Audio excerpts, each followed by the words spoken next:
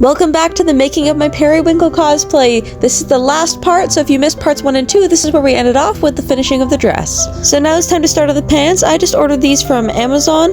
They are just plain blue leggings, and they were a bit too long, so I cut them shorter so they were capris. I used that scrap fabric to do a little bit of color swatching, which I didn't like, so I had to make a trip to Walmart to go pick up some fabric pens or paint pens, as well as a few other supplies like fabric glue and glitter. I also picked up a coffee for the walk home because it was cold. There's snow on the ground now. Then I did some more color swatching. I was really wanting to use the white pen, but it just wasn't showing up at all, so I ended up opting for the blue. And here we are drawing on that leafy design down the leg. I wanted to do this flat on the ground, but I realized that I wouldn't know exactly where the spines of these leaves would be resting if I didn't do it on my body, so I was just awkwardly looking down at my leg and trying to get the design right, and just hoping I didn't mess it up. I only had one shot at this, so I'm pretty proud of myself that I didn't destroy it, and it turned out fine. Now we're adding some fabric glue to the bottom where I cut that off earlier for a couple of reasons.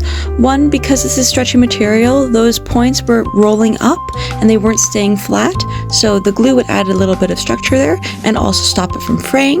And then I also added some glitter on there to make it look like a little bit of dusting of snow or frost, and that was a really cute little detail that I liked. Now we're gonna let those dry. My office is a disaster. It always ends up this way whenever I'm crafting. Welcome to the creative process. Now we also have to add a couple of pom-poms to the shoes. These shoes I also just ordered from Amazon. They're just blue flats. And we have these pom-poms here that I had to fluff up a little bit with the comb, figured out where to place them, and then added that same fabric glue to attach them, and then clipped them on so they would be clamped while they were drying, so they would be nice and secure. Now it's time to figure out the hair. This is a wig that I previously used for Ursula, and I just brushed her out a little bit and restyled it into Peri. I forgot to film this process, but this is what it looks like at the end. It took a lot of hairspray to get that point to stick up in the back, but it's so cute. Considering I don't have the right tools for the job for this, I think it turned out pretty good.